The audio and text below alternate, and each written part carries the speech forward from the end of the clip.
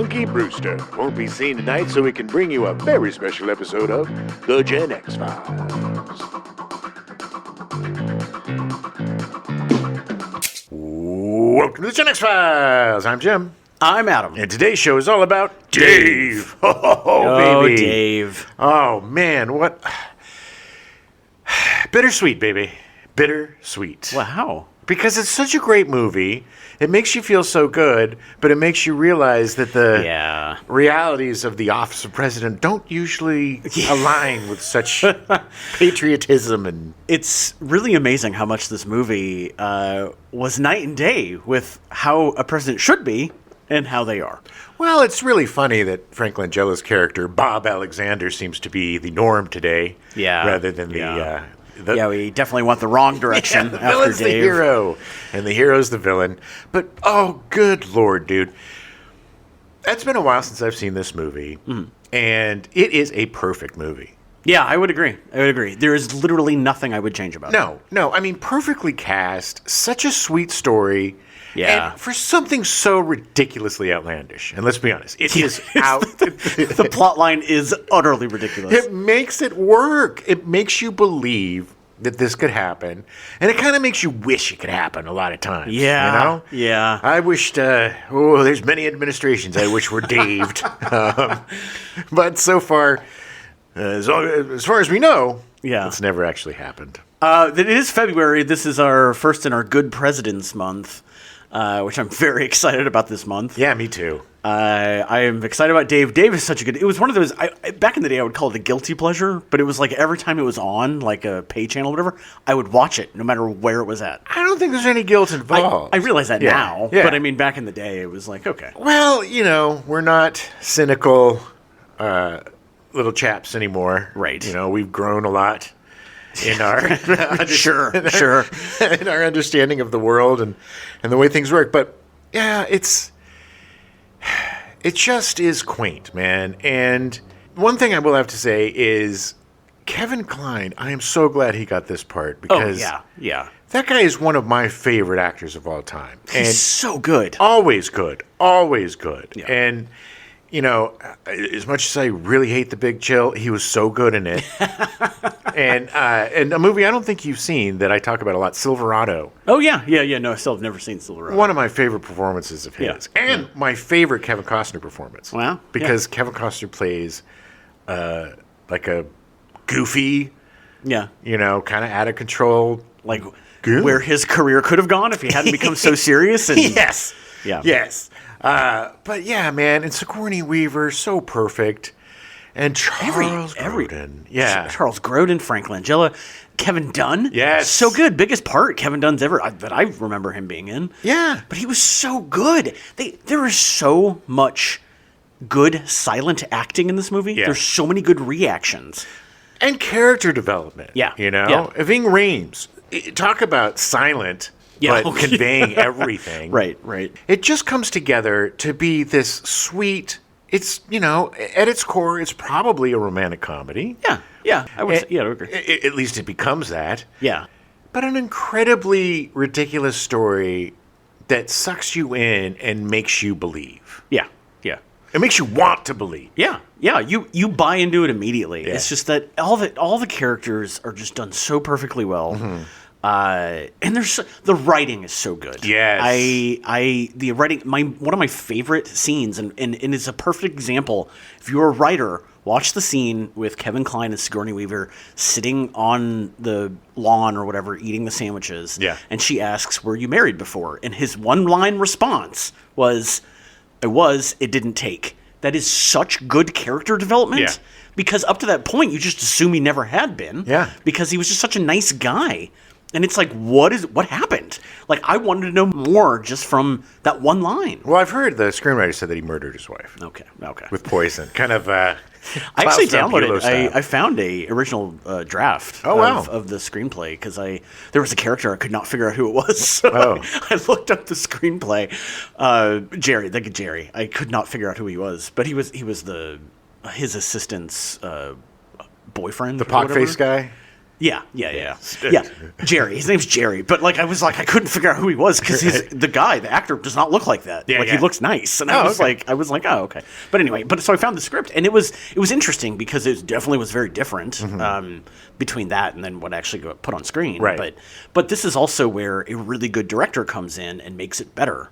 Oh, yeah. Well, I mean, look, Ivan Reitman was the king of comedies, of mainstream comedies at least. I mean, Ghostbusters. Comedies with heart, comedies that you could get behind. Well, he understood how to make a successful comedy. Yeah. That it wasn't all about yucks and gags and we need 3 jokes per page and we need blah-blah-bloop. No, you need smart characters, you need heart, you need people that really care. I mean, the Ghostbusters are about 4 best pals. Yeah. Well, 3.5. 3, and then the guy that clings on at the end. Pal, yeah, he does by the end. Which is also part of the charm of the movie. Exactly. But, he knows how to make strong, character-driven comedies. Yeah. And that is what this is. It's a strong, character-driven comedy. It also beautifully plays upon politics. Unlike any other comedy. Yeah. Using so many real politicians and real news people. And as somebody, back then, I was a political junkie. Like, I loved politics. Wait, you're not now? Oh, God. But back then, up until probably, 2008 or 12. Yeah. I loved watching the conventions, both conventions. Oh, really? Because the Republican convention, you would have Clint Eastwood show up and talk to a chair. Right. You would have. I wanted to also see what the other side was saying. Sure. In my adult life, I've always been pretty liberal, but I didn't hate the other side. I didn't demonize the other side. But I would, I wanted to know what they stood for, and as much as I was opposed to the Bush administrations or whatever, there was still something there that I could see that maybe they're decent human beings, or that I guess they aren't actively trying to destroy the country. Right. You know what I mean? Right. But now, I can't at all either. But back then, man, politics was such a different animal. Yeah. And the people involved and the commentators, everybody was really smart. Yeah. And the discussions were very smart, and they were policy-driven.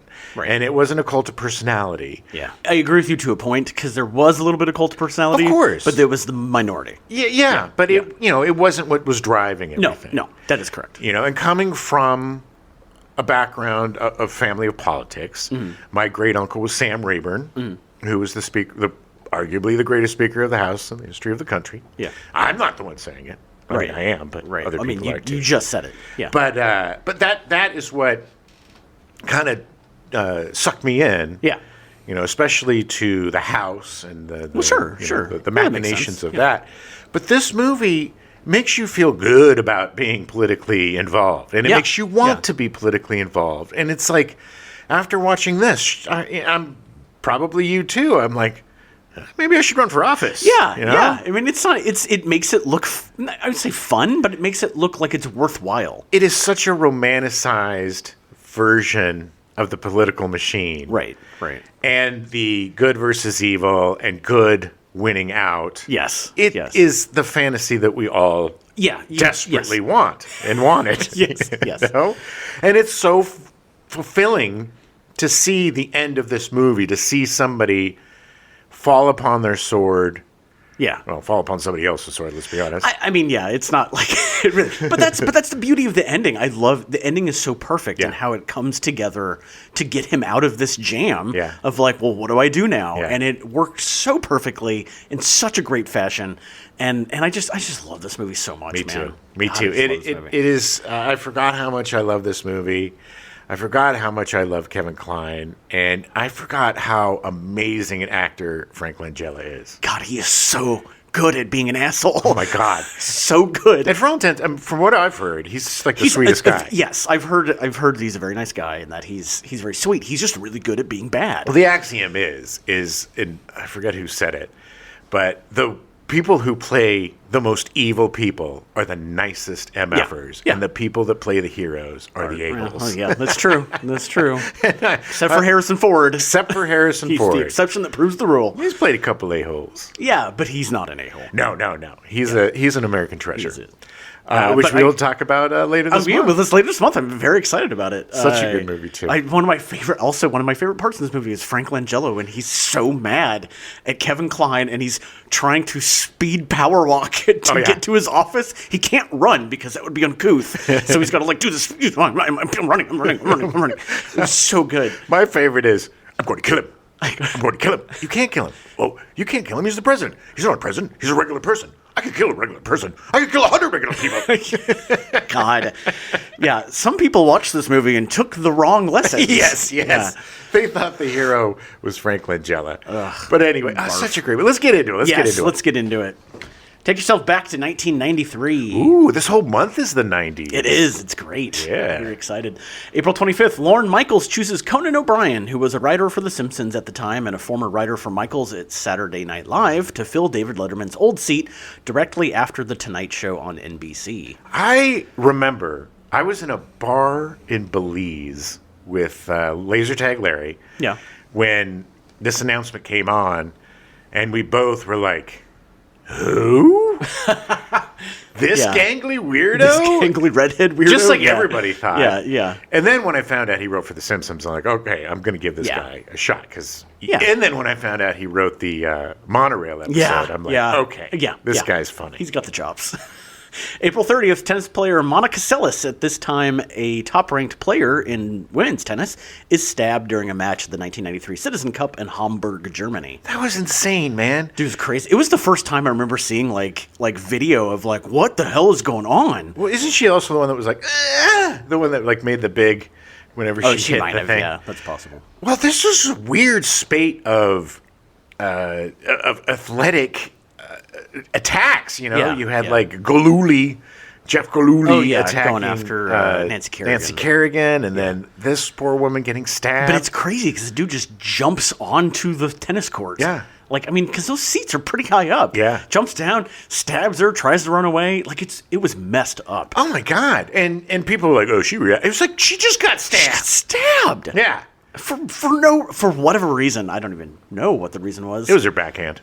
It was that she was too loud while she was playing. It's like, shut up! I'm going to stab you! Just shut your mouth! And it really sucks because she was never the same after that. Well, would you be? Yeah. I know, she was at the top of her game. That sucks, man. I know, man. But I mean, talk about PTSD. Could you imagine we're doing the podcast and all of a sudden somebody bursts in the room and stabs you? I mean, I would never record again. That would be it. Well, I got to stop. Hold on. I got to make a call. May 1st, during a May Day rally, President of Sri Lanka, Rana Singh Premadasa, is assassinated by Liberation Tigers of Tamil Eelam suicide bomber. Prime Minister Dinjiri Banda Wajatunga succeeds Premadasa as the third executive president of Sri Lanka. Okay. It was the only political thing I could find. Wow, you really put yourself to work on that one. Good job with the names. Thanks. May 7th, Dave is released in theaters. Dave. So Dave comes from the mind of Gary Ross. Ross is the son of Arthur A. Ross, screenwriter. Arthur was known for co-writing the script for The Creature from the Black Lagoon in 1954 and The Great Race in 1965, which contains the greatest pie fight ever. It's funny because I saw the poster for The Great Race and it reminded me so much of the Fabulous Men and Their Flying Machines. They're fantastic. Yeah. They're flying machines. I was like, is it the same movie? And then, no, it's not. We easily could have covered The Great Race in that. Oh, yeah. Well, we can do another. We'll have to do another one. Yeah. Arthur was nominated for an Oscar for Best Original Screenplay for Brubaker, released in 1980. Great movie. He would lose to Melvin and Howard by Bo Goldman. Another great movie. Yeah. But Brubaker was it was in a prison. Yeah. And I think was it Redford play the warden? Redford, was he the warden or was he an inmate? I feel like I saw this in college, and I do not remember. But I just remember. I don't think. No. I don't think. I think he was the warden. And it was during a riot or something that happened.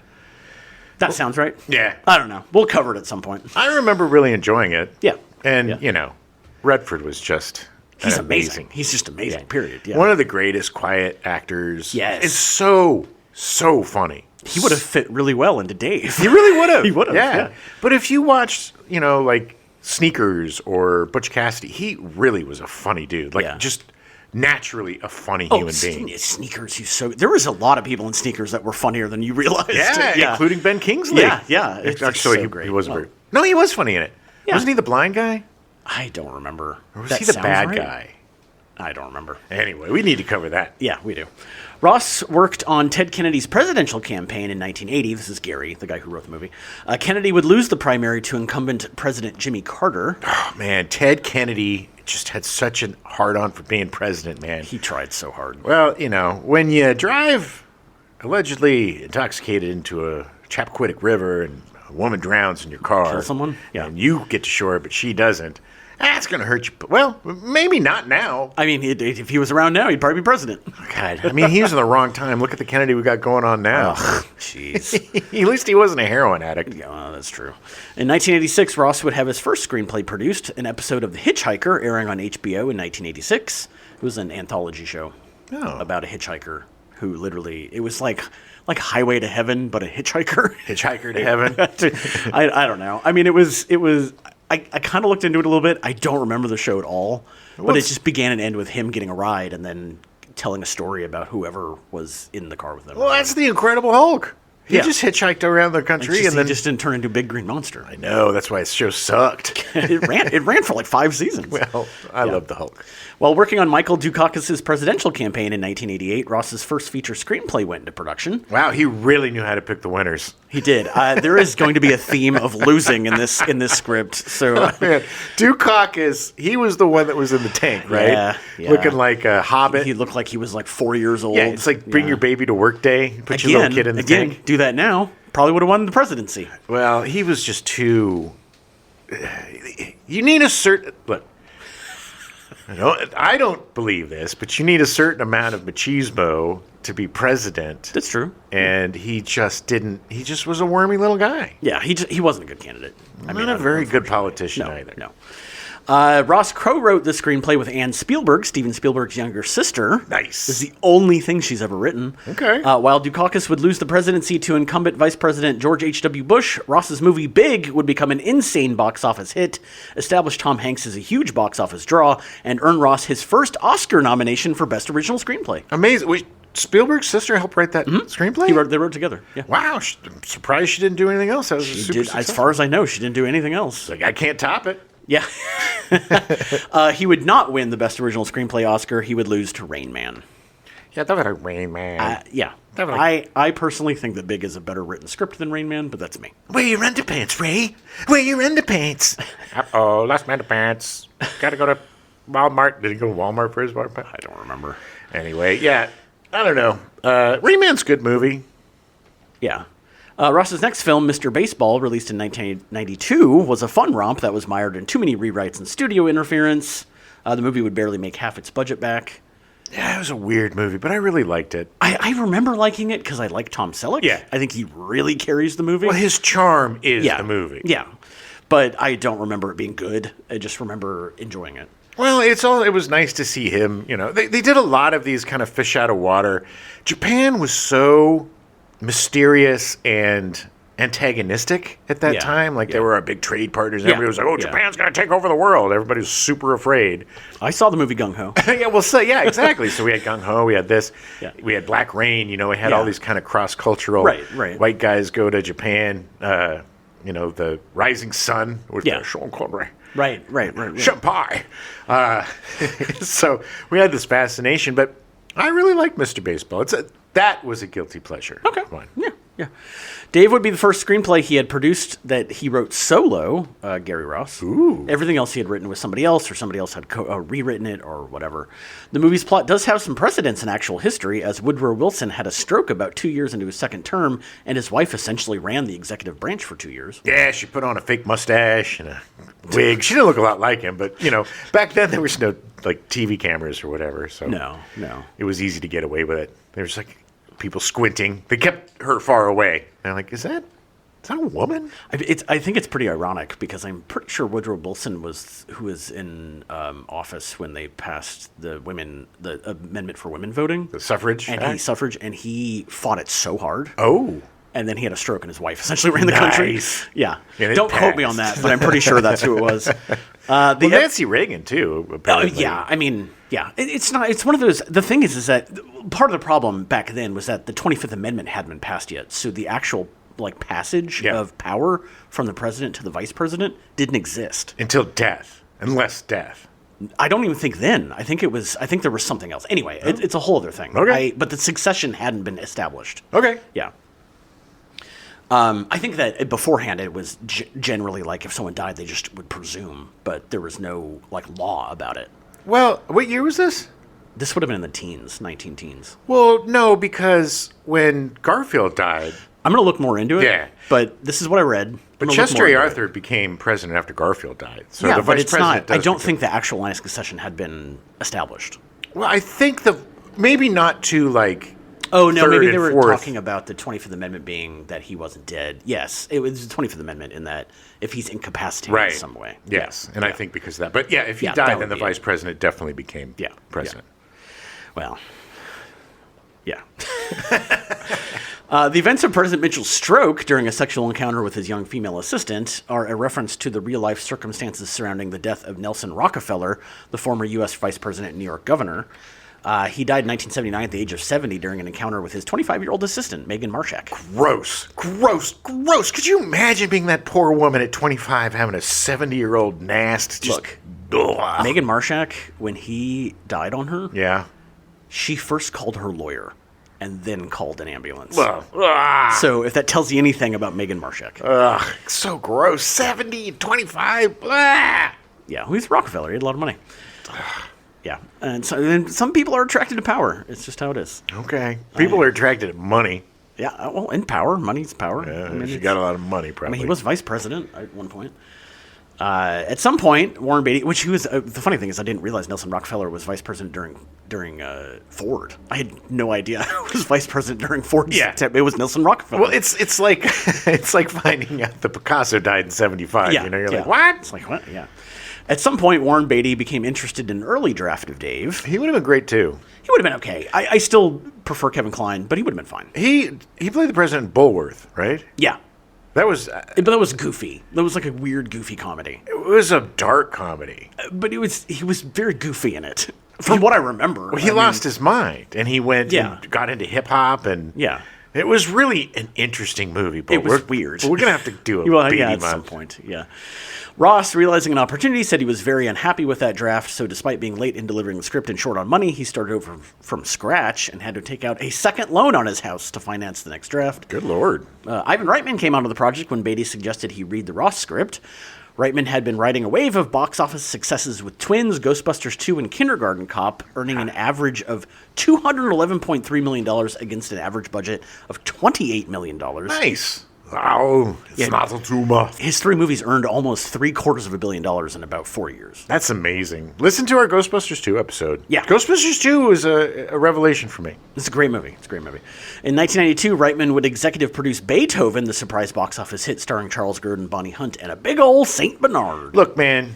You got Charles Grodin annoyed, it's gold. And nothing annoyed Charles Grodin, except for maybe Martin Short, but nothing annoyed Clifford. Charles Grodin more than that goddamn Beethoven. Well, and in So I Married an Axe Murderer, someone trying to take his car. He was very annoyed. You can't do that.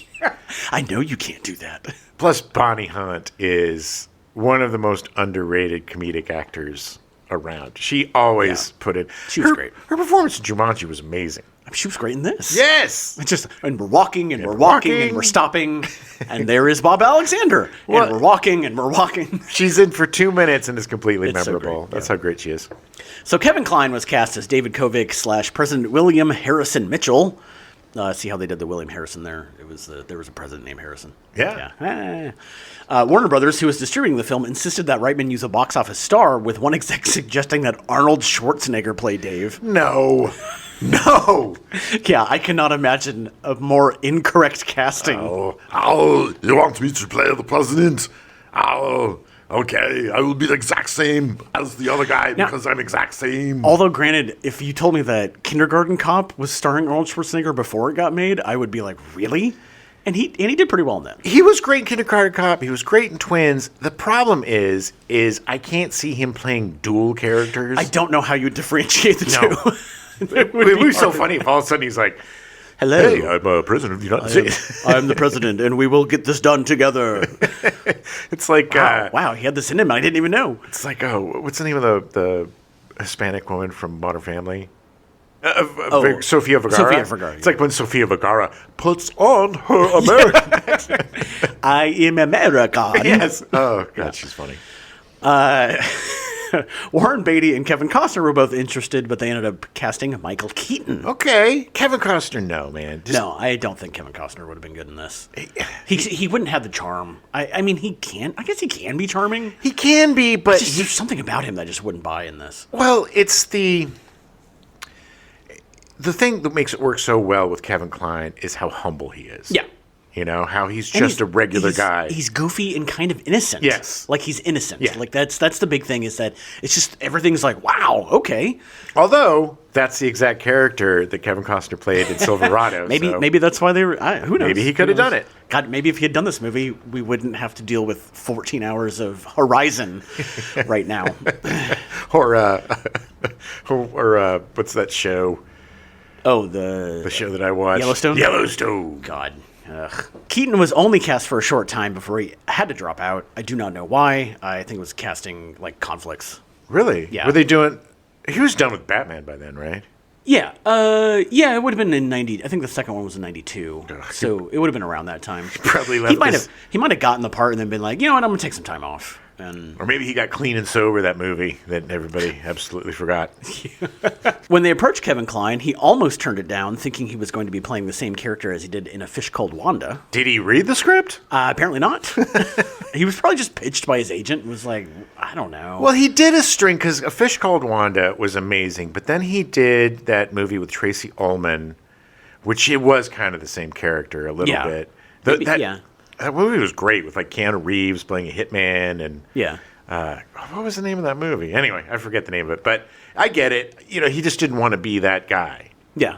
But he's such a good actor. You know, it's like one and done. I want to do something else. I was watching, funny enough, Celebrity Wheel of Fortune, and Darcy Carden was on.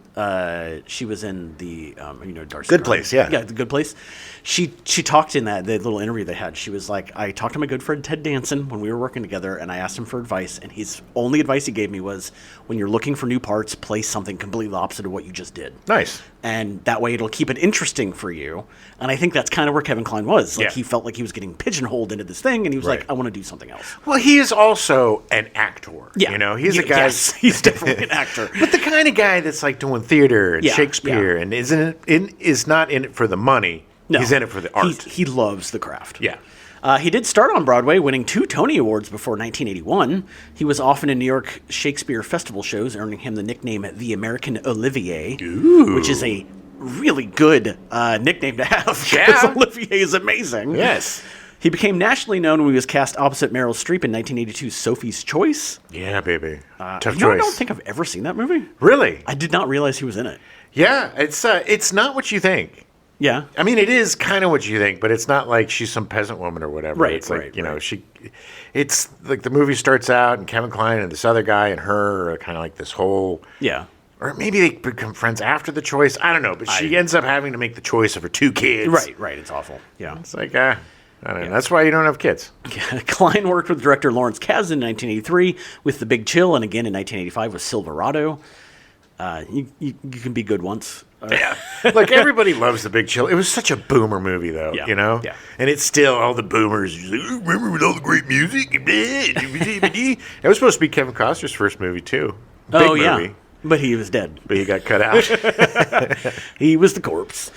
Kline won an Academy Award for Best Supporting Actor for A Fish Called Wanda, released in 1988, beating out Alec Guinness, Martin Landau, River Phoenix, and Dean Stockwell. Great. But, oh my God, it was such an amazing performance, man. Yeah, he's so good. Fish Called Wanda is such an amazing movie. Oh, but to play a sociopath that you kind of root for? Yeah. That is a gift, man. It's hard. To play a charming sociopath. And he was horrible. Yeah.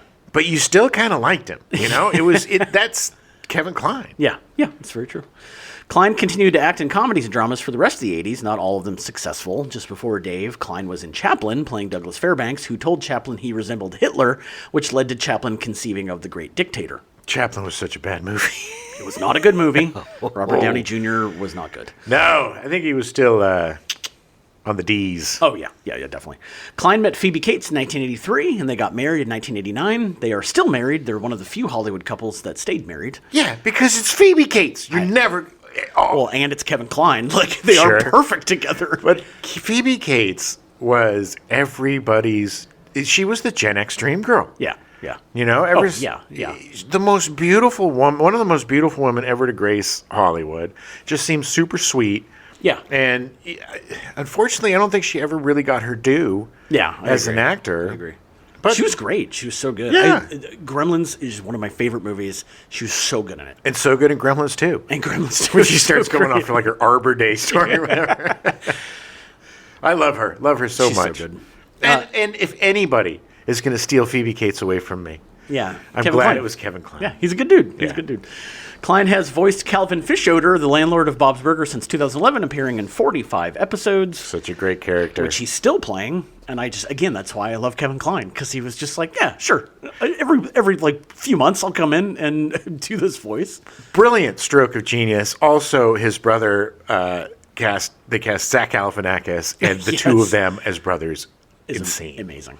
Kline will be seen in MGM Plus's upcoming comedy series American Classic, with Kline playing a disgraced Broadway star who returns to his small hometown to save his family-run theater. Love it. Sounds great. I don't have MGM Plus, never will, so I'll see it eventually at some point when it's on something else. But I love the idea. I love the idea of him doing a show. I think it's great. Well, he's still just amazing. I saw him. They did like a Old Men Go to Vegas movie that wasn't very good with, I think, he and Morgan Freeman and Michael Douglas? That sounds right, yeah. Which, it was actually a good movie. Yeah. You know, it was like these guys facing their mortality, and one of them just doesn't want to grow. I think one was getting married to a young woman or something. Oh, yeah. And this was the bachelor party. That sounds really familiar. But it wasn't a great movie, but it was still a good movie because all these guys... Yeah, they were all... Such good actors. Charming and amazing. And he's never, ever given a bad performance. Now, he's so organic and so natural. Like, I could watch him in anything. One of the most genuinely likable actors. And this is why Dave works so well, because this could so easily be cloying or overly schmaltzy, but because of Kevin Kline's performance, you buy it all. Yeah. Because you root for this guy. He's just a good person. You know, he's not always a great guy. He's got his faults or whatever, but always wants to do the right thing, always wants to help people, and 100% believable. Yeah. Sigourney Weaver was cast as Ellen Mitchell, the First Lady. By 1983, Weaver was a well-established actor, acting in the Ghostbusters and Alien franchises. Love her so much. So much! So good. She's so good. In 1989, Weaver won 2 Golden Globes and received 2 simultaneous Oscar nominations for her roles as Diane Fossey in Gorillas in the Mist and as an executive in Working Girl, both released in 1988. Amazing performances, both. Yeah. Diametrically opposed. Very. She's got such range. She's so good. She was such a bee in Working Girl. Such a jerk. But man, look, she's an amazing actor. And also, Glass Ceiling, she busted through as an action star as a woman when that was just unheard of. Right. At the time, she was only the 5th actor to be nominated for 2 different projects in the same year. Unfortunately, she was the first actor to not win either of the awards, losing Best Actress to Jodie Foster for The Accused and losing Best Supporting Actress to Geena Davis for The Accidental Tourist. Look, The Accused is an amazing performance. I mean, both of those, you can't fault. I mean... No. Geena Davis, it was such a quirky, sweet performance. Both of them were really good. They were both well-deserved. Whatever happened to Geena Davis? She's... the last thing I saw her in was that women's wrestling show. She was In Glow? Mm-hmm. She was in the 2nd or 3rd season of Glow. Oh. She owned, like, the casino or whatever they were performing in. Okay. I miss her. Whatever happened to Jodie Foster? She's in a French language movie because she knows French. We talked about this not too long ago. In fact, I think it was a couple weeks ago. You know, she says that The Silence of the Lambs and True Detective are her 2 greatest roles. Gosh, she was so good. Her 2 favorite things to do. Oh, yeah. She was so good in True Detective. Oh, my God. And Silence of the Lambs, come on. Oh, yeah. She was amazing. Again, that movie, she took the woman agent part and elevated it. The scene of her at the autopsy of one of the first victims, when there's all these giant cops and she's this little woman. Yeah. And they're all just like, get out of here, and she's like, look, gentlemen, let's take her home. We're going to take her home. You did your job. And we're going to do it for you. She just exudes authority. Yeah. It's so great. So good. Sigourney Weaver followed that up with Ghostbusters 2 in 1989, and then after a 3-year hiatus, Alien 3 in 1992. She actually got co-producer credit for Alien 3. I loved Alien 3. I know everybody hates it. I know James Cameron hates it. It's a bit of a mess, but I enjoyed it. So interesting, though. I mean, I love it when you take... I will say that the Alien franchise, love it or hate it, they always took big swings. They didn't just none of the movies are like the other movies. Yeah. Alien, the first one is a horror movie. Yeah. The second one's an action movie. The third one is kind of a psychological... what is this movie? Yes. But there was a lot of deep shit going on with the prisoners and the making of that movie is just as fascinating as the movie itself. Yeah. And how it could have been really great. And it's not bad, but it could have been really great if they had just decided on going a certain direction. Well, there's a director's cut on the big quadrology that was released. And look, it's hard to watch because it's a lot of animatics and and unfinished things, but you can kind of get more of a sense of what Fincher had. And Fincher's a genius, so he's not going to make anything stupid. A friend of mine recently, total speed bump, who just had a movie that he produced released, which I was very excited to see. Congratulations. Klika, if you have a chance to see it. It's really good. But he has been in the business a long time. The guy's almost 70. He worked on The Abyss with James Cameron, and after he finished that movie, he literally said, "I'm never working with James Cameron again." Well, I think James a lot of people Cameron said that. apparently is the biggest asshole. Well, yeah. Which is incredible because, Sigourney Weaver's worked with him multiple times now. Well, I mean, look, I think if you're an actor, it's different than being in the crew. Probably. I think he's more exacting with the crew than he is the cast. Well, and I think he kind of protects the cast because you can't just be a dick. To the cast. Yeah. You can be a dick to the crew because if you lose a cameraman, you have to get another one, whatever. It just made his view, not mine. It just made me kind of sad because I love James Cameron. I love his work.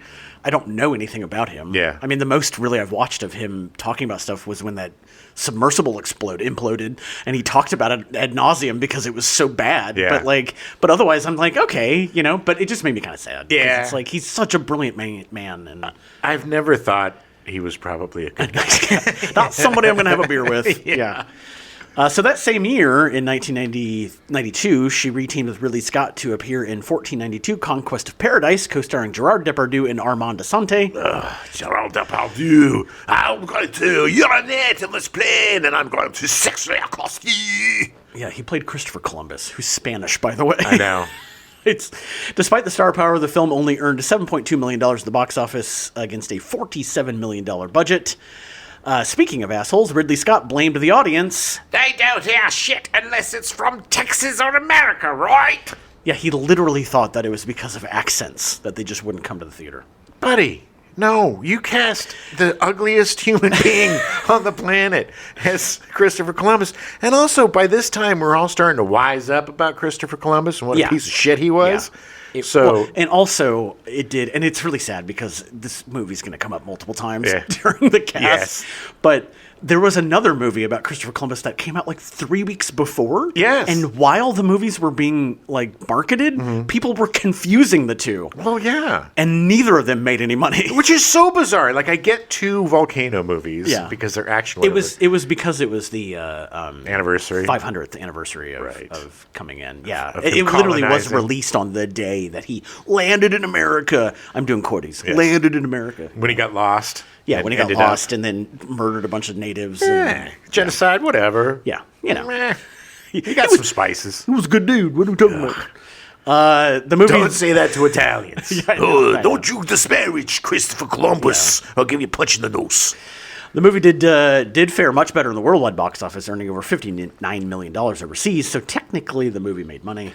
Look, I don't know if I've ever seen the complete movie. Ridley Scott is always compelling and always interesting to watch. He's the only reason that I would be curious to see it. Yeah. But I don't need to see Christopher Columbus on screen. At this point, the thought of suffering 2.5 hours of Gerard Depardieu. Yeah. My life is too short at this point. Yeah. I ain't got a lot of time left. Reitman hired Weaver for Dave because of their good working relationship on Ghostbusters. Her hair was very short because she'd shaved her head for Alien 3. Yeah. I guess it was kind of... It kind of First works. lady-ish. It works, too, yeah. It's got that kind of, 90s businesswoman look. Yeah. Despite having second billing in Dave, Weaver doesn't actually speak until over 30 minutes into the movie. She's at the very beginning, but doesn't have any talking parts. Weaver is still working like crazy, appearing in Avatar, Fire and Ash, which has surpassed over $1 billion in worldwide box office. Look, man. Meaning we're getting more Avatar movies. Avatar is the craziest phenomenon to me. Nobody ever talks about these movies. There doesn't seem to be any rabid fandom. I was talking to the producer friend of mine, and I was like, I don't know a single person that's seen this movie. How did it make over $1 billion?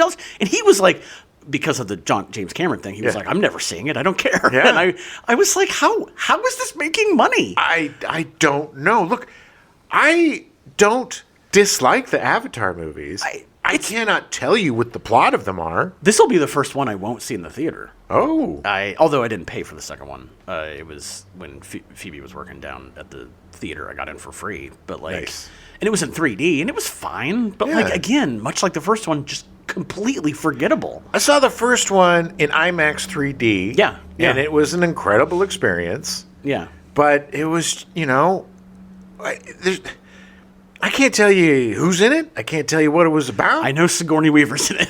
Sigourney Weaver and Sam Witwer? Sam. Maybe? Sam something? Sam something. It's just like maybe? And Stephen Lang. I remember Stephen Lang, yes. He's so good. He's the bad guy. Yeah. She just ended a run as Prospero in The Tempest in London's West End. Nice. It was her West End debut. She will also be in The Mandalorian and Grogu, coming out in 2026. She will also be seen in the new Tomb Raider series starring Sophie Turner as Lara Croft. I think Sophie Turner is going to kick ass. I'm very excited about it. The more I see about it, the more I'm really going to enjoy it. Yeah, I think she's a really good choice for that. Yeah, but it's crazy. There's a bunch of other stuff she's got coming up. Weaver just will not stop working. No, and she is splitting her time equally between theater, independent films, and blockbusters. Yeah, and TV. Yeah. And she just does whatever she wants, and every time she shows up, she's brilliant. She's so professional. Brilliant. She's so good. I love her to death. One of the greatest. She's up there with Meryl Streep. Yeah. Angelica Houston. Yeah, she's just incredible. And this is what I love about Dave. Every single actor in this, Lady Gaga, is absolutely spot on. Yes. Like they are at the top of the game every time they're in a movie. Well, yeah, but it's also so well written that I think that you have the right actors playing the right part. It's just kismet, man. Everything comes together to make a perfect movie. I can imagine when an actor gets a really good script and they're like, oh man, look at this. I can do less work because I don't have to dig to find things. Well, when you have, as a sometimes actor, let's see, blah, blah. No, but as a sometimes actor, when you have a good script and you have great dialogue, it is easy, baby. Yeah.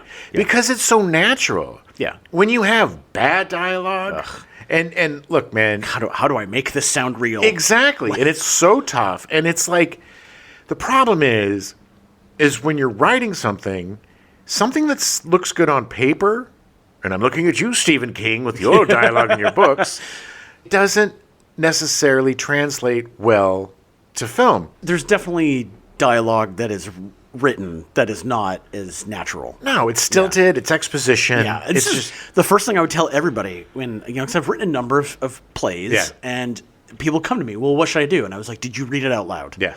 No, read it out loud, and you'll understand how stilted your dialogue sounds. Oh, yeah. I mean, look, every time I've written a screenplay, you always have a reading after the first draft, and you really take note of what sounds natural and what doesn't. And when people are struggling with your dialogue, that's dialogue that needs to be changed. Yeah, exactly. Frank Langella was cast as Bob Alexander, Chief of Staff. Langella had a little bit of experience playing the bad guys in films, including playing Count Dracula in 1979, directed by John Badham. John Badham. He played Dracula on stage just prior to filming the movie. Apparently there was some big Dracula on-stage production he did for like 2 years. The Dracula the musical? It wasn't a musical. I want to suck your blood. It's time for blood sucking. I'm going to suck your blood. He also played Skeletor in Masters of the Universe in 1987, starring Dolph Lundgren as He-Man. He's going to be 1,000 times better than Jared Leto, I'll tell you that. Jesus Christ, when I saw that, man. I couldn't believe it. I am out. Yeah. Out with a capital O and a capital U. After that, he appeared in 2 comedies, in God Created Woman in 1988, starring Rebecca De Mornay, which failed horribly at the box office. 2 bad reviews. It was an interesting movie, though. I've never seen it. I think Peter O'Toole was in that, wasn't he? Maybe. Okay. I don't know. True Identity in 1991, starring Lenny Henry as a black man who disguises himself as a white man to escape the mob. Yeah. And I think we found our third race-changing movie. We've been struggling to find a third. Hey, look, man. It is refreshing to see whiteface in all of the throngs of horrible blackface. But yeah, it was not a good movie. Lenny Henry, who's British Jamaican, is a self-described Richard Pryor, realized that America already had Richard Pryor, and subsequently the movie did not do terribly well. No, he was fine. He essentially came over and was like, I'm doing Richard Pryor's shtick. Why am I here? Yes. Yeah. After that, Langella was also in 1492, A Conquest of Paradise, which also, again, did not do well. Nope. Earlier in 1993, Langella was in Body of Evidence, starring Willem Dafoe and Madonna.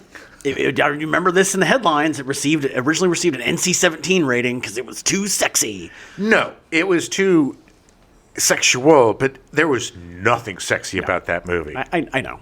It was censored down to get an R. They actually cut out like maybe 2 minutes, but it got an R rating. Either way, the movie did not do terribly well. Madonna is a horrible actor. They tried so hard to make her an acting star, and she is not.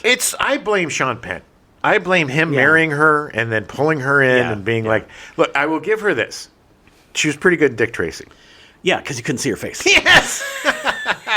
But man, what a bad... Oh, and okay. League of Their Own. Oh, no, she was good in League of Their Own. League of Their Own. But that was because she was supporting. Yes. It was an ensemble she was supporting. I agree. And I think she learned a lot from Rosie O'Donnell and working with her. Yeah. And, and Gina Davis and some, really good actors. Langella would eventually get nominated for an Oscar for Best Actor in 2008 for Frost Nixon, playing Richard Nixon, but he lost to Sean Penn for Milk. No shame there, but he was really good as Nixon. He was. And it's just, it was that time where Sean Penn was amazing in Milk.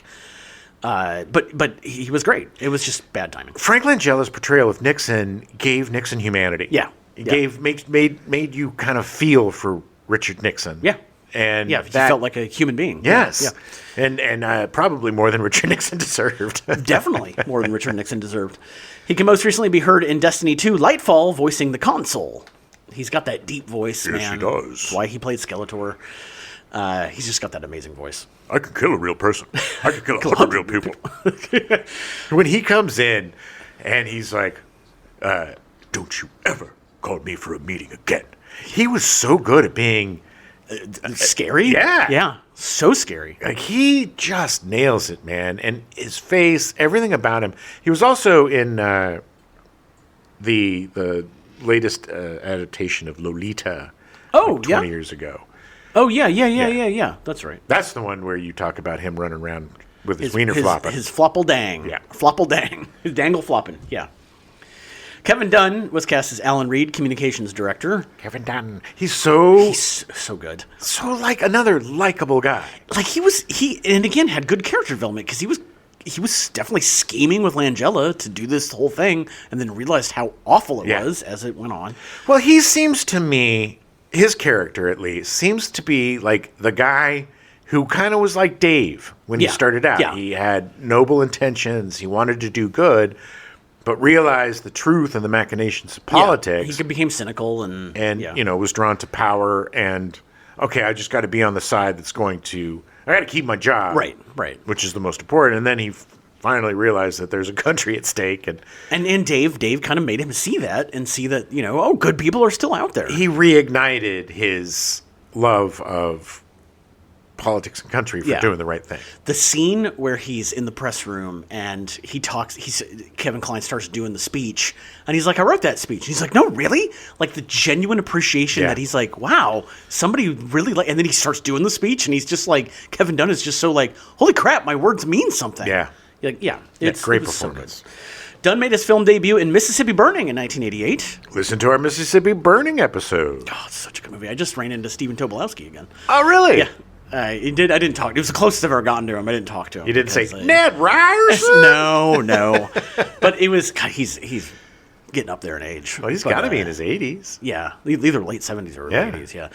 But anyway, he was at the Ralph, so it was like, hey, but you're gonna get a winking He didn't even look at me this time. Oh. He ignored me.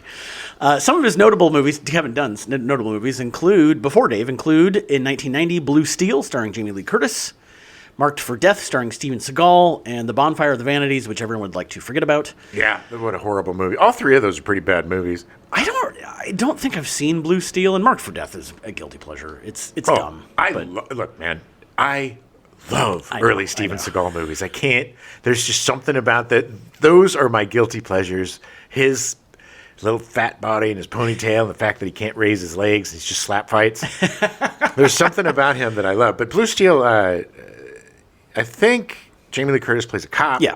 And she's sleeping with a criminal or something. I don't think I've seen it. I don't remember seeing it. And the Bonfire of the Vanities, we've talked about before. Yes, we've talked. It's not, the absolute most disappointing adaptation of any book, except for A Prayer for No Meaning, which was the worst. Right. Simon Birch, never watched that. Yeah. In 1991, Dunn was in Only the Lonely, starring John Candy. Listen to our Only the Lonely episode and watch that goddamn movie. I totally forgot he was in this. Yeah. Doesn't he play his He's the brother. The brother, yeah. Right.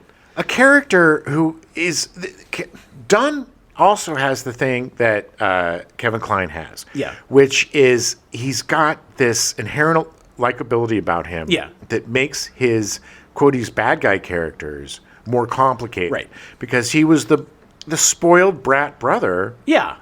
Who was used to Candy just rolling over and doing whatever he says. And when he finally stands up to him, there's a reckoning. And you realize that he's not an evil guy. He's just been spoiled his entire life and never said no. He was the favorite one. Yeah. And such a great performance. And such an amazing movie. Such a great movie, Only Lonely. You should totally watch it. Unfortunately, I just found out that it hasn't been released on Blu-ray, and the DVD's been out of print for like 10 years. Good Lord, what? I don't know. Kevin Dunn was also in Hot Shots, the spoof movie from Jim Abrams. Yeah, he was kind of the guy in charge. Yeah. Like the lieutenant or the colonel or whatever. Yeah, that sounds He was really good. Also, in 1992, he was in 1492, The Conquest of Paradise, and Chaplin. Whoa! 2 really bad movies. I kind of remember him in Chaplin, but who the hell did he play in 1492? Like a historian from now? Yeah. He was the narrator. Yeah. Dunn has had a long career in film and TV, most recently appearing in Ballard, the spinoff of Bosch, starring Maggie Q. It's a quick speed bump. I started watching this documentary series about how this autistic gentleman thinks he's solved the Black Dahlia and the Zodiac Killer. Okay. Same guy. Yeah. They found out. He thinks it's the same guy.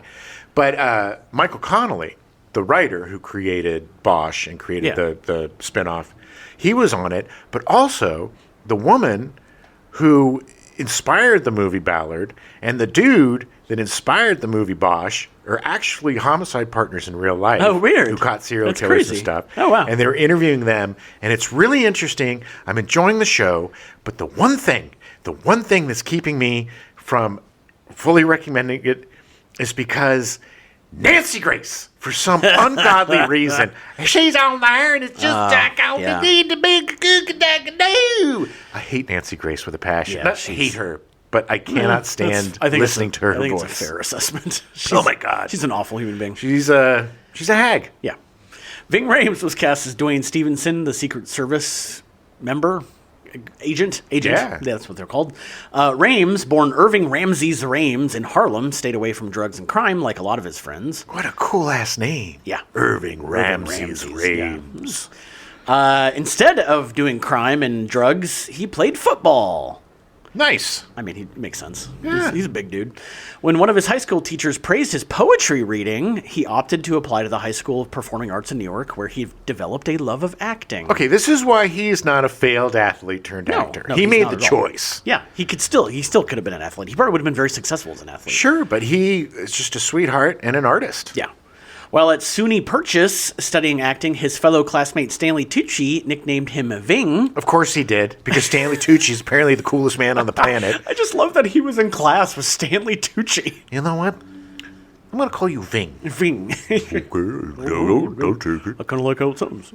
This blowtorch is going medieval on your ass. He then transferred to the Juilliard School of Drama, and after graduating on a Saturday, started acting in Shakespeare in the Park the following Monday. Awesome. Yeah. His film debut was A Native Son in 1986, starring Carol Baker, Victor Love, Matt Dillon, and Oprah Winfrey, based on the 1940 novel by Richard Wright. Okay. One of the most highly acclaimed highly acclaimed novels about the black experience. Oh, okay. Yeah. He would follow that up with appearances in Casualties of War, Jacob's Ladder, and The People Under the Stairs. I got a problem with this, Sarge. There was a bunch of other stuff, but those are the three that I wanted to mention. He was also... Rosewood, yeah. Rosewood came out as John Singleton directed it. It was about he just was this badass. Yeah, I literally, that was the first movie I ever saw. I was in downtown Des Moines. It was during college. Yeah. It was the summer or, around then, or visiting my parents. So I went down to downtown Des Moines and sat in a theater I'd never been to before.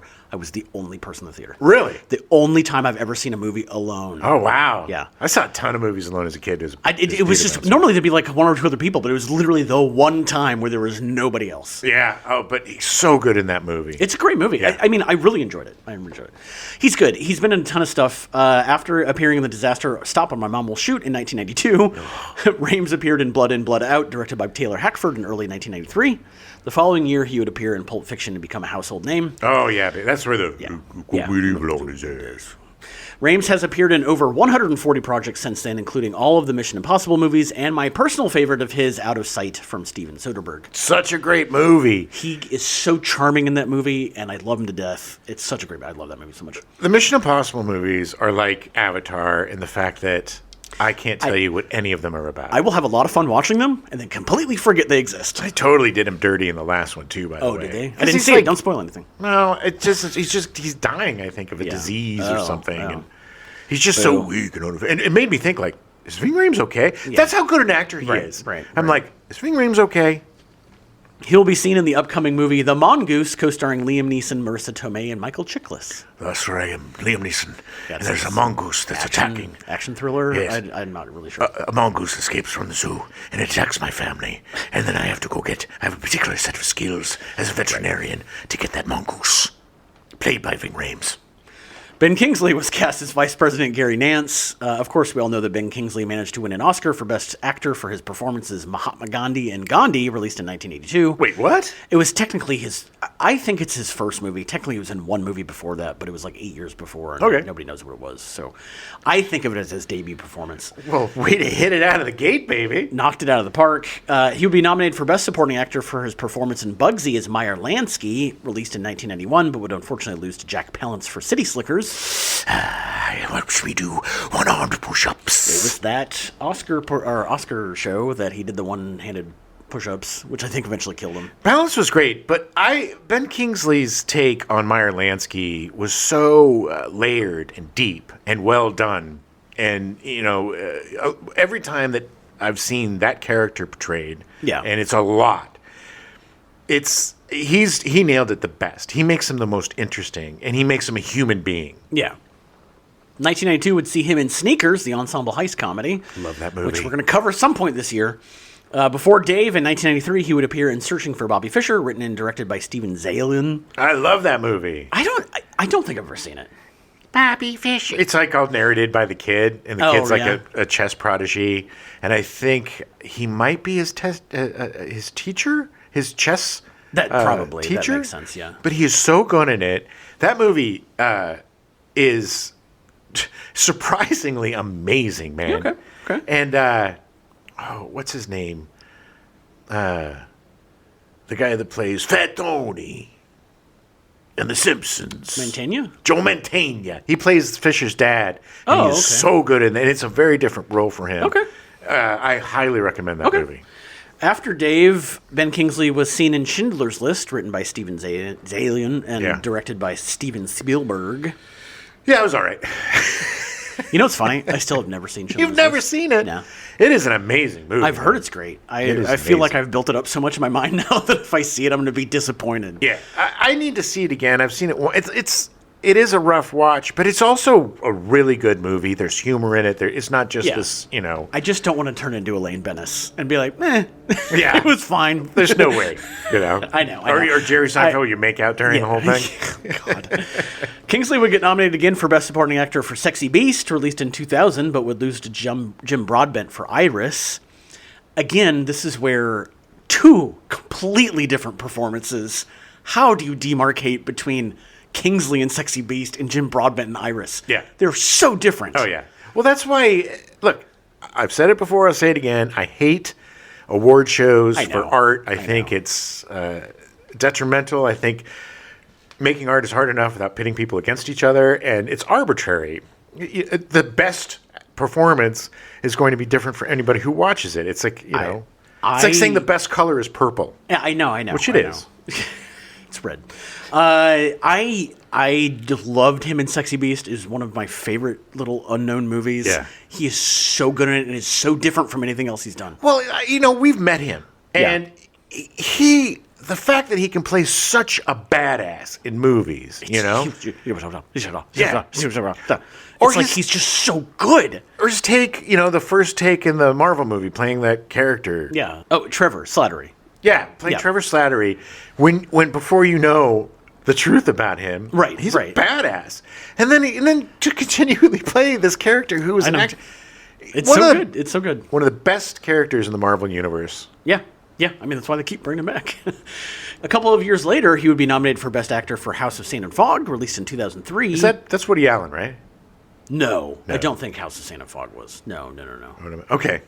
No. It was a great movie, though. I think it was an Indian director. I could be wrong. Yes, you're absolutely right, because the woman with the very the woman with the, I will butcher her name if I try to say it. And what's her name?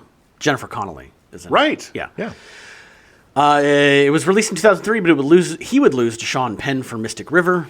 No shame there. Yeah. Is that my daughter in there? Kingsley is an insanely prolific actor, appearing in 3 movies in 2025: The King of Kings, The Thursday Murder Club, and Desert Warrior. Thursday Murder Club is really fun. I need to see it. I love Richard, the guy who wrote it.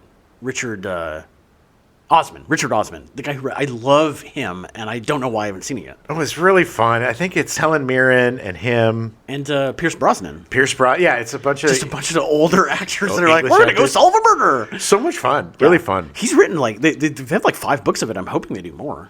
Well, I do too, because the chemistry was really great. Oh, nice. I need to watch that. There needs to be more movies with older folks in it. Yeah. That aren't just, look at these fun older folks dancing and being young again. Right. Not to, make them the joke. Right. He will also be seen in the upcoming Wonder Man, reprising his role as Trevor Slattery in the MCU, as well as playing Robert Dinwiddie in Young Washington, an historical epic about the life of George Washington being released sometime in 2026. That Wonder Man show looks fascinating. Yeah, I believe it started already. Oh, really? Yeah, I think it's been airing a little bit, because I think it started at the end of January. Okay, well, I'd love to see it. Yeah, we'll have to watch it. He also has 3 more movies coming up after that, because he just doesn't stop working. That's how you stay alive as an actor. The Way of the Wind, written and directed by Terrence Malick, about the life of Jesus. Not going to watch that one. 2 things that'll keep me away from the movie theater. Terrence Malick and the life of Jesus. And not that Terrence Malick's a bad director, but Jesus Christ, that movie's going to be 14 hours long. 14 hours long, and 80% of it's going to be thoughts. Yeah. Thoughts conveyed. Shots. Thin Red Line, man. I did not like that movie. I'm sorry, I just didn't like it. Kingsley is also going to be in Deep Water, a disaster epic co-starring Aaron Eckhart, who's trying to become the disaster king. This is why Kingsley's fascinating, because he's in a Terrence Malick movie, then some B movie. I know. He's also going to be in Fortitude, directed by Simon West, a British historical spy thriller co-starring Nicolas Cage, Matthew Goode, Ed Skrein, and Alice Eve, and Michael Sheen. What a great cast. I am and Simon West, he's really good. I'm very excited about it. One of these things is not like the other. Nick Cage!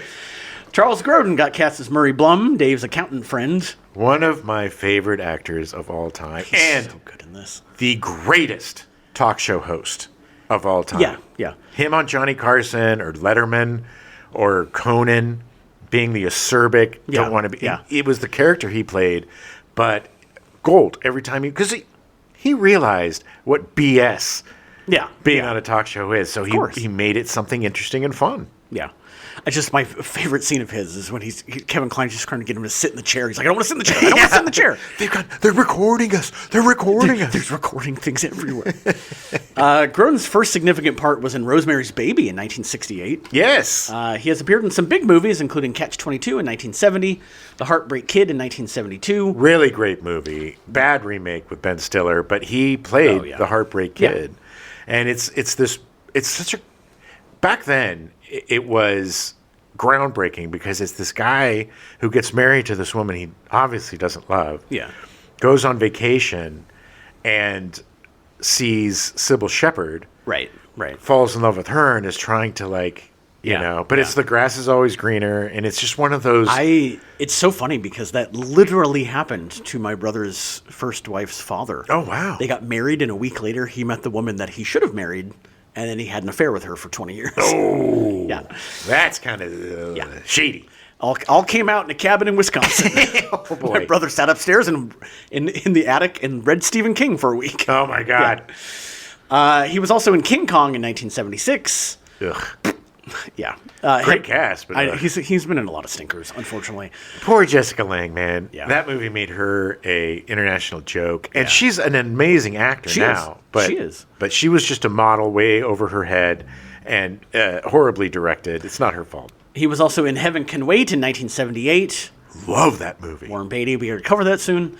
The Incredible Shrinking Woman and The Great Muppet Caper in 1981. I think he played Lily Tomlin's husband. Yeah. I don't think he's in it a lot because I think the majority of it is her in the house being all small. But I do believe he played the husband. Yeah, it was a really fun and interesting movie because the reason why she shrank is because of all the chemicals and bullshit that they put into the products that kind of all mixed together. And it made her small. Yes. Based on a Richard Matheson novel. Yes. Yeah. Very loosely based. Very loosely. Because it is a man. But it's very... It's great. It's a fun movie. It's one of those that every time it was on, I would watch it. Oh, yeah. It's very fun. Yeah. Lily Tomlin is amazing. She is an American treasure. Charles Grodin was also in Ishtar in 1987. Yeah, that movie's not as bad as people say. I need to see it. I've never seen it. It was just one of those, they spent way too much money, and the hype of seeing Warren Beatty and Dustin Hoffman together. Yeah. Because at the time, they were two of the most popular and well-respected actors. And the fact that they did this. Right. And it was very similar to Spies Like Us. Oh, yeah. Yeah. With Chase and Aykroyd. Right. 1993 was a big year for Grodin, appearing in 3 other movies along with Dave. He was in So I Married an Axe Murderer. Listen to our So I Married an Axe Murderer episode. Please do. It's such a good movie. And he's so great. He's only in it for 30 seconds, but he's so good. I need to commandeer a vehicle. You can't do that. I know my rights. Yeah. He was in Heart and Soul, starring Robert Downey Jr. What a weird movie. Robert Downey Jr. is this, as a child, had these ghosts that watched over him. That's right. God, I could not remember what that movie was until you just said that. Grodin was one of the ghosts, and then, he gets older, and it's kind of a pain in the ass. It's just, weird concept. Yeah. They didn't know what to do with Robert Downey Jr. No. He was also in Beethoven Second, the sequel to the surprise hit from the year before. Yes, being annoyed by St. Bernard yet again. In 1994, he was in Clifford, starring Martin Short, and My Summer Story, playing the old man, the sequel to A Christmas Story. Yeah. He was good. That movie's not very good. No, it's not very good. But Clifford is great. Amazing. Please listen to our Clifford episode. Did we do a Clifford? We did. Okay. Pretty sure we did. This has been a contention. I'm sorry. The last time I said we did a Clifford episode, you said we didn't do it. We definitely watched it. We watched it. Oh, maybe we didn't do it. But I don't know if we've done it yet. Well, if we haven't done it, it's going to be done. I'm pretty sure. Okay, anyway. Maybe we'll did find it. Out. We'll cut that. On the Stepdad show. It's suspense. Yeah. From 1995 to 1999, Grodin hosted his own issues-oriented cable news talk show, The Charles Grodin Show.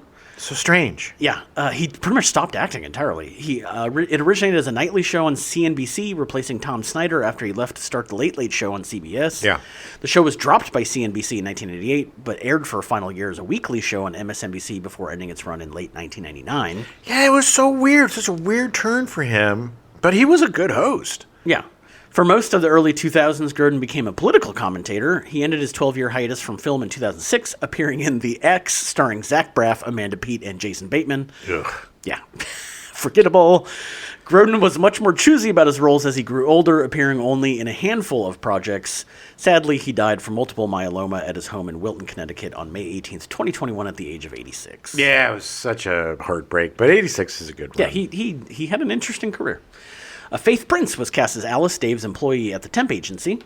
Prince is mostly known for her Broadway work, being nominated for a Tony 4 times, winning once for Guys and Dolls in 1992. Was she the one that was like, the redhead? He met a girl. The redhead. Yeah. She made her feature film debut in The Last Dragon, released in 1985. Yeah. She is so incredibly annoying in that, but has such a great character arc, because she's like the girlfriend of the bad guy. Yeah. Or not the bad guy, like the money guy. Yeah. Who's the bad guy? But it's just so great by the end. I love that movie so much. But she's got that kind of voice. She puts an affectation on that it's like, oh my God, is that your voice for real? Yeah, there's a reason why she did a lot of Broadway and musicals. She had a sporadic career in film and TV, appearing in 21 episodes of Spin City, 19 episodes of Huff. Also, she was in Remington Steele, Law and Order, Monk, Frasier, House, Grey's Anatomy, Drop Dead Diva, Ugly Betty, and Happy Endings.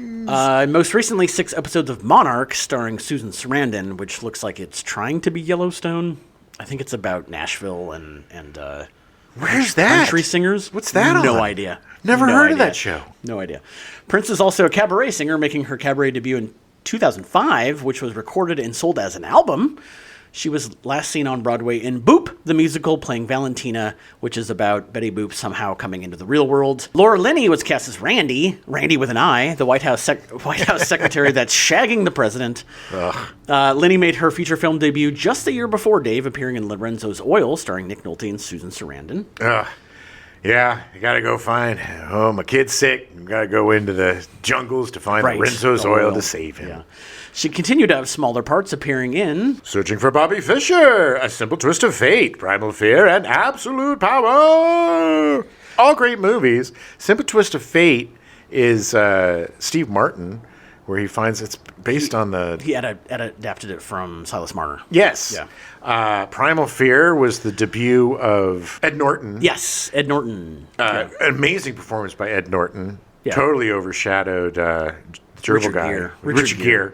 Absolute Power was Clint Eastwood. Clint Eastwood, yeah. It's funny, I ran into Ed Norton once in Warner Brothers. He was in the lot, like he was waiting for a ride or something when I was walking by, and he just kind of nodded and was like, hey. And I was like, oh, you said hi to me first.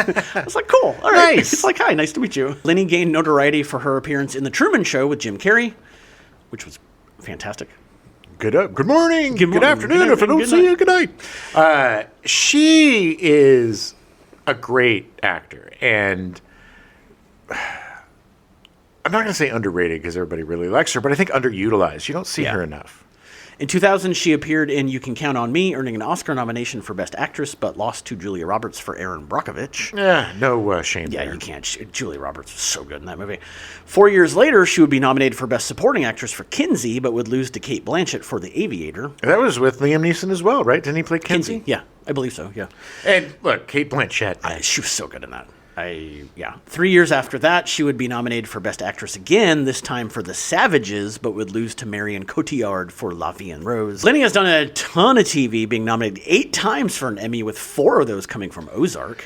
Man, every time I tell people I haven't seen Ozark, they're just like, what are you doing? You would love this show. My sister even was like, what's wrong with you? I watched the first season and maybe 2 episodes of the second season, and then I lost it. Not that I didn't like it. It was just one of those that kind of fell by the wayside, and then it was... I am just more of a fan... What's his name that stars in it? Jason Bateman. I'm just such a fan of Jason Bateman. Comedically, it's hard for me to watch him in dramatic stuff. Yeah, it's hard to take him seriously. Yeah. But from what I've heard, amazing show. The first season is really good. It's worth watching for Laura Linney and the curly blonde-haired girl that's in it, who's amazing in everything. And the dude that was the Cody's bad guy Task. in Task. Yeah. It's you would like it. Yeah, you would like it. It's good. Well, maybe when I stop watching all of the Lord of the Rings and Hobbit movies by the next month, I'll jump into that. She would win 4 times for the TV movie Wild Iris, for a guest appearance on Frasier, for the miniseries John Adams, and for the TV movie sequel to The Big C Hereafter. She was great in John Adams. And The Big C was a really good show. I mean, she was a person who had cancer, and it was a very funny and touching and realistic portrayal of somebody going through the horrific of cancer throes of that disease. She also appears on Broadway quite frequently, being nominated for 5 Tonys. Again, she is, like Kevin Kline, an artist. Yeah, she's so good. Yeah, she's so good. She will next be seen in the upcoming HBO DC series Lanterns. Nice. Yeah, I'm very excited to see that. Me too, because it stars the dude from The Ridge. Yes, he's so good. Yeah. There was also a lot of quick cameos and guest appearances. Tom Dugan is Jerry, Alice's boyfriend, who I had to look up. Dugan has had a ton of small parts in movies like The Naked Gun, From the Files of Police Squad, Bill and Ted's Excellent Adventure, Ghostbusters 2, Marked for Death, Kindergarten Cop, Beethoven 2nd, The Puppet Masters, Junior, Leprechaun 3, and Hellraiser Bloodline. Yeah, he had almost. I think he had one line in this whole movie. Well, he was in all Ivan Reitman's movies. Yeah, they were. It's one of those guys. He's like, I can call him up. He can come do something. And he was one of those guys too. He's like, ooh, Ivan Reitman's making a movie. Gonna get a call. Hey. Stephen Root was cast as Don Durenberger, the car salesman. In it for 2 seconds, steals the show. Yeah, Root, who you know from Office Space and can hear in King of the Hill still, which has got another new season coming. Are you taking my stapler? I'm going to burn the place down. I love Stephen Root. He's so good. Oh, my God. In Barry? I mean, the guy... He's so good in everything. I mean, again, consummate actor. Like, he's just so good in everything. Can play the biggest dummy on the planet and the smartest man in the world. Yeah. And that is range. Oh, so good. God, I love Barry. Bonnie Hunt was the White House tour guide. Hunt is known for... Rain Man, Beethoven 2nd, Jumanji, Jerry Maguire, The Green Mile, Cheaper by the Dozen 2, and Rad 1. Yeah, she literally did the cameo as a favorite Ivan Reitman. Nice. Yeah, just came in, did the bit, and was in and out in like 2 hours. She was so great. She and Steve Martin had amazing chemistry on the Cheaper by the Dozen movies. Yeah. She's so good. I love Bonnie Hunt. She just is one of those capable actors that is always good, always funny, and so likable. Just has that inherent likability that you want to invite her over for dinner. Anna Devere Smith was cast as Mrs. Travis, the homeless shelter director. Smith is best known for her roles on The West Wing and on Nurse Jackie. She's one of those faces that you're like, oh, yeah. Oh, yeah. Charles Hallahan was cast as the policeman who pulls over Dave. Hallahan has appeared in almost 100 projects, but is probably best known for playing Captain Devane in the TV show Hunter. Which I was watching and then kind of lost it. It's weird because now these old shows, like they did 24 episodes, and it's hard to get through 9 seasons. Yes, it is. But Hunter was basically the TV version of Dirty Harry. Yeah, which was good. It was fun. I mean, it's a fun show. Yeah. But if you see Charles Hallahan, he's one of those character actors where you're like, oh, it's that guy. Yeah, definitely. Ivan Reitman's wife, Genevieve Robert, and his son, Jason Reitman, played the wife and son of Vice President Nance as he's being sworn in as president. I didn't say nothing. No, he didn't. I just thought it was fun. Jason is a director in his own right. He's a very good director now. Yeah. Politicians that appeared include... Senator Chris Dodd, Senator Tom Harkin, Senator Howard Metzelbaum, Judge Abner J. Mikva, former Speaker of the House Tip O'Neill, Senator Paul Simon, Senator Alan K. Simpson. Not Paul Simon, the singer. No, different guy. Simon, talk like this. He's like such a weirdo. It was odd. Media personalities that made appearances include... Brett Barnes, Eleanor Clift, Bernard Kolb, Larry King, Michael Kinsley, Morton Kondraki, Jay Leno, Fred Mankiewicz, Chris Matthews, John McLaughlin, Robert Noble, Richard Reeves, Arnold Schwarzenegger, Ben Stein, Kathleen Sullivan, Jeff Tackett, Helen Thomas, Nina Totenberg, Sander Veneker, and John Young. Yeah, it was a lot of political commentators and Arnold Schwarzenegger. Oh, don't eat the donuts. Who made it into the movie anyway. Yeah, it was fun. It was cute. Well, he did a cameo because of Kindergarten Cop, probably. Well, he loved Ivan Reitman. It made him a billionaire. Yeah. I mean, it's like, you know. I was going to star in this movie, Kevin. But I said no. They didn't say no to me. I said no to them. Kevin. The movie also features the most amazing appearance from Oliver Stone, who was right about the conspiracy this time. Oh, I love him for doing that. If you look at before and after, it's very obvious. If you look at the pictures before and after, there's a lot of so good. Sitting opposite Larry King, who's just like, "What are you talking about? What are you talking about, Oliver?" Senators Al D'Amato, Lloyd Lloyd Benson and Daniel Patrick Moynihan were scheduled to make cameo appearances in the film, but withdrew in protest over Warner Records' decision to release Body Count's song Cop Killer. Okay, you bunch of peas. I used to love Body Count. Such a good band. Ice-T is so awesome. D'Amato actually changed his mind and asked Reitman if he could still participate, but Reitman turned him down. I'd like to be in the movie. I'd like to. I met Ice-T, and he seems like a nice guy. You know what's really interesting is that Ivan Reitman was a lifelong Republican. Oh, wow. And literally was like, no, you said no. Nice. Bye. Well, it's also ironic that Ice-T, who made this song Cop Killer, has played a cop for the last 25 years on Law & Order SVU. I know. NBC also prohibited Andrea Mitchell from making a planned appearance in the film. Oh. Yeah. So filming began on August 13th, 1982 in Los Angeles and Washington, D.C. The White House interior sets were filmed at Warner Brothers Studios Burbank, while exterior scenes were filmed at the Los Angeles County Arboretum in Arcadia, California. Ooh. The film's Oval Office set was constructed based on a replica at the Ronald Reagan Presidential Library and would be reused more than 25 times for television shows and films such as The Pelican Brief, In the Line of Fire, Hot Shots Part 2, and Absolute Power. You know, I got to see those sets. Oh, did you? Yeah, when I used to work for ILM, back in the day before 9/11, you could just go, I had a pass to get on every single studio. A lot of times when I wasn't working, I would just drive on a park and just kind of explore. Yeah. And you could run onto sets back then. And I remember walking in and being like, good God, this is just like the White House. Yeah. Because I had been to the White House. I did the same thing with the movie Solaris. I accidentally walked onto the spaceship set. Nice. And I was like, I literally was like, what is going on? And I was like, oh, okay, this looks like an interesting movie. The coolest one, and ironically, it's not a very good movie, but the coolest one was Congo. It was the set with the temple at the end. Wow. And it was humid. It was like a rainforest in there. It was one of the most, That's cool. It's so cool. Back then, I was so jonesing to be an actor because you got to play in these playgrounds. They weren't all green screen. And, I remember walking around on the Men in Black sets and in the Men in Black, the headquarters or whatever. It was amazing, the minutia, the detail. Yeah. It's a dying art form. Oh yeah. Even Indian in the Cupboard, man. Yeah. Went on there and it's like they had the cupboard and everything. It was just crazy. The Secret Service did not cooperate with the production, describing Dave as whimsical. Yeah. The funny thing is that shortly after, they did cooperate with In the Line of Fire, which was a Clint Eastwood movie. Well, of course they did, because it makes makes them look amazing. Yeah. Clint Eastwood playing a Secret Service man, they were all like, I'm in. Who? God forbid that they cooperate with a movie like Dave that makes him look human. That's not...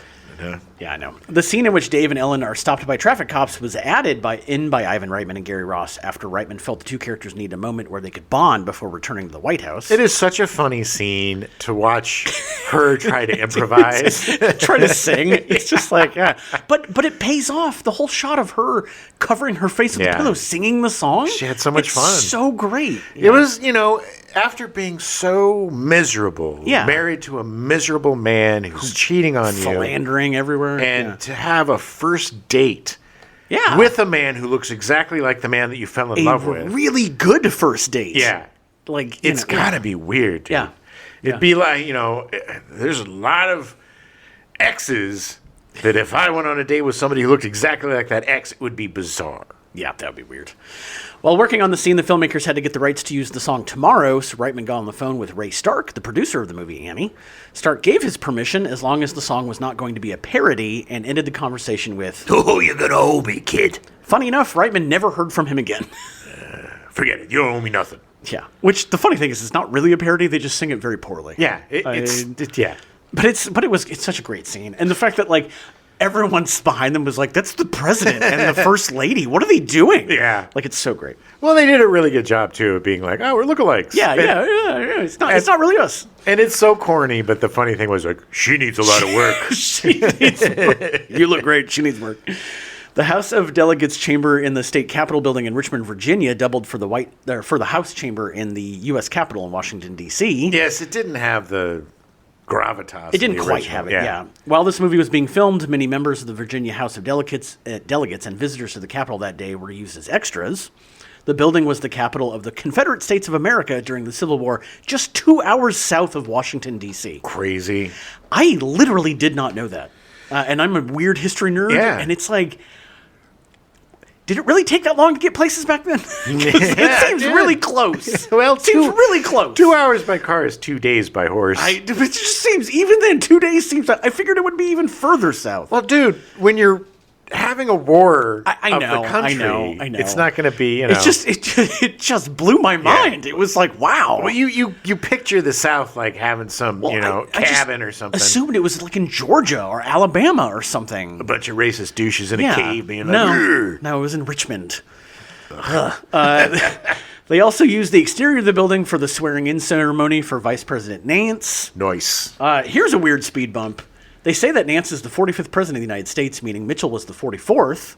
At the time of filming, George H.W. Bush was the 41st president, meaning this movie takes place in the future. In the 2000s. And maybe even the 2010s. Ooh. Because Obama was the 44th president. Yeah. And he ended in 2016. Yeah. So it's just weird. Yeah. But upon release, Dave scored the number 2 spot behind Dragon, the Bruce Lee story, which I don't think I've ever seen. It's good. The second weekend, it went to number 1. In total, it made $92 million in a worldwide box office against a $28 million budget. I really thought it was more successful than that. Not that that's not successful. It made money, and it did really well. Critics were overwhelmingly positive about the movie. Roger Ebert of the Chicago Sun-Times gave the film 3.5 stars out of 4. Ebert praised the film's acting and wrote, Dave takes the old plot about an ordinary person who is suddenly thrust into a position of power and finds a fresh way to tell it. When I first heard this storyline, I imagined that Dave would be completely predictable. I was wrong. The movie is more proof that it isn't what you do, it's how you do it. Ivan Reitman's direction and Gary Ross's screenplay use intelligence and warm-hearted sentiment to make Dave into wonderful lighthearted entertainment. Both Kline and Weaver are good at playing characters of considerable intelligence, and that's the case here. The movie may be based on subtle variations of an idiot plot, which is that characters skillfully avoid tripping over obvious conclusions, but they bring such particular qualities to their characters that we almost believe them. It's amazing how Roger Ebert can be like, this movie's so good, and then the last 5 words are like, meh. Yeah, there's always just a tinge of... That's the half star to take away. There's douchebaggery. There's always a little bit of douchebaggery with both of them. Heavily respect Roger Ebert. Sure. But isn't he a Pulitzer Prize winning critic? I think so, yeah. Anyway, he's right. I mean, it does seem like the movie was going to be predictable, but then it totally zigged when it should have zagged. Exactly. And it was amazing. It takes a tired plot and makes it fresh again. Yeah. It was so great going to the third act. Jim was like, oh, here comes the... Conflict? Conflict, yeah. It was like, here comes the conflict. And the funny thing is the conflict was wrapped up so beautifully. Yeah. And tied up everything else so he could go back to his normal life. It didn't do the thing that I hate, which is something comes up that breaks the characters apart or, makes them kind of negate everything. Yeah. It presents them with a problem that they solve with intelligence and character and integrity. And oh my God, that shot of Bob Fitzgerald sitting alone when he thinks he's going to be the next president is so brilliant. It is such a perfect cut because it goes from everybody like, oh yeah, Bob, you're going to get this, Bob. And he's like, oh yeah, we're going to take him down. And then he gets implicated and the next shot is just empty. Drinks left on the table. He's just by himself. It's so DC. It's so good. He needed to do the thing in Scrooge where he kicks the dog. Yeah. Former presidents Bill Clinton and Barack Obama were big fans of the movie. Clinton gave screenwriter Gary Ross a framed copy of the script, which he had autographed, writing that it was a funny, often accurate lampooning of politics, and I did not have sex with that woman. Clinton, weird that he put that on the autograph. Yeah, that's weird, yeah. But he signed everything that way. He also gave Ross a picture of himself holding a Dave mug. Nice. Yeah. I mean, I also love the fact that it wasn't like, Gary, you should sign this and give it to me. I'm going to sign it and give it to you. Yeah. It's like, great. Talk about... How full of yourself are you there, Mr. Clinton? Not a fan. Yeah. Obama told Kevin Kline... I love watching the movie when I'm depressed because you make the job of president look so fun and so easy. Yeah. I mean, that is literally, if I was president, I would probably have this on every night Yeah. to remind me that it is not awful all the time. Well, and look, Obama is kind of the closest thing we had to Dave. Yeah. You know, a guy that seemed to have integrity and empathy. Actually cared about the people. Cared about the country and the people of both sides. I mean, Joe Biden did that too. Yes. Well, you know, they were. That's why they were together. They were connected. Yeah. You know, these were both decent human beings who wanted the best for the country. Didn't always make the perfect decision because nobody does. Yeah. But they both have an immense amount of integrity. Yeah, that's that. Yeah, And amazing presidents. Dave would be nominated for an Oscar, 2 Golden Globes, and a WGA award, but would win none of them. What? Yeah, Gary Ross was nominated for Best Original Screenplay at the Oscars, but would lose to The Piano by Jane Campion. Okay. Piano's a good movie. Mostly because of Harvey Keitel's wiener. Yeah. Yeah. Well, I mean, not that it's a good movie. That's why it won. Sorry. he likes showing his ween. He did it in. He did, yeah. In that Bad Lieutenant. Oh, God, he did. Just crying. You know, there's so many movies with dudes crying naked in front of the mirror, whether it was that or Viggo Mortensen in The Indian Runner. It's like, I have never stood in front of a mirror, and I'm a pretty depressed guy or whatever, but I've never stood in front of a mirror naked and bald. Just cried.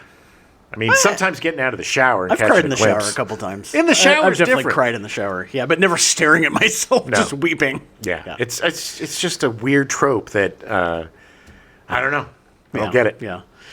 Gary Ross will be nominated for 2 more Academy Awards for his work on Seabiscuit in 2003, which he wrote, directed, and produced. Really good movie. Yeah, I enjoyed it. Wasn't that Tobey Maguire? Yeah. It's funny because I had read the book right before the movie came out, and the book was really good, and I thought they did a pretty good job of adapting it. Yes, I mean, Seabiscuit's a fascinating story. It would get nominated for Best Adapted Screenplay and Best Picture, but it would lose to The Lord of the Rings, The Return of the King. No shame there. In fact, Seabiscuit would be nominated for 7 Academy Awards and lose all of them, with 6 going to Lord of the Rings, The Return of the King. Seabiscuit was a great movie. Unfortunately, the Lord of the Rings, Return of the King, it was just time. And the only one that it lost to that wasn't Lord of the Rings was the cinematography, which would go to Master and Commander, The Far Side of the World. Which was beautifully shot. Shot very well. And good movie, too. So the sad news is that that's it. I don't have anything else. That is sad. The even sadder news is that this movie is not available to stream anywhere. What? I don't know why. It is available to purchase. Yeah. Like you can buy it to download or rent it, I'm assuming, on digital. But, Get it for your collection, though. But you should get a physical copy because this movie is incredible. It is so good. And it's going to start hitting my rotation. I haven't seen it in probably decades. Yeah. And like so many other movies that we've covered, my appreciation for it as an older man has just grown. Yeah. And especially seeing so many attempts at this kind of thing, not necessarily the presidential thing, but the double-do switcheroo or how lazy it can be. To see something like this, which takes a tired trope and an impossible to believe story and turns it into such an amazing movie that you fully just embrace and you want to believe it. You want to believe this guy. You want to believe that somebody could come in and actually change the country and the world for the better. Yeah. And that, integrity and empathy and love of country exists. Yeah. We need it now more than ever, man. This is definitely a good antidote to the awfulness that is happening in our country right now. This is why we decided to do Good Presidents Month, because all 3 of these movies, these guys are really great presidents. Yes. Yeah. And every single one of them, God, I wish were president one time or another. I know. I mean, nobody seems more presidential than Harrison Ford. You know what I mean? Yeah. He's like our kick-ass president. And all 3 of these movies are very unique. We got 2. We have, the double-do switcheroo with a bit of a love story. And then we have the love story coming up with American President. Yeah. And also, a tribute to the late, great Rob Reiner, which is a tribute to him. So sad. It's going to make it a little bittersweet covering this movie. And then, the most kick-ass president of all time. I want to see a badass president. Yes. It's going to be such a fun month. And look, Dave is one of those really unique films. And one of the reasons why Ivan Reitman is truly one of the best American comedy directors. Yeah. Is because he takes stories that he takes stories that in the hands of a lesser director would not be very good. No, they would be very trite and boring. And makes them masterpieces. Yeah. And this is a comedic masterpiece. It's so good. Everybody in it firing on all cylinders. The direction is tight. Set design and costumes and everything are so perfect that you are in this world and you believe it. And even now, 35 years later, it still is prescient. It still holds true because we all crave a leader like Dave. This movie gives you the warm fuzzies, and God, we need that right now. Yes, definitely. So instead of turning on the news, do yourself a favor and turn on Dave. Yeah. We'll be back next week with the American President. Yeah, Michael Douglas and Annette Bening. Annette Bening, yeah. I'm so excited to watch this movie again. I've not seen it in a long time. Gonna be a lot of fun. I could kill a real person. I could kill 100 real people. Roar! Welcome to the Gen X Files. I'm Jim. I'm Adam. And today's show is all about Dave. Ooh, I was slow on that one. when I told Phoebe that we were doing a movie, she's like, "What movie are you guys doing this week?" I was like, "Dave," and she just laughed. I was like, "The title's funny." Oh, nice. But Jesus. Yeah. Whew. Hellraiser Bloodline. Sorry, it's Hellraiser Bloodline. That was my bad. I was like.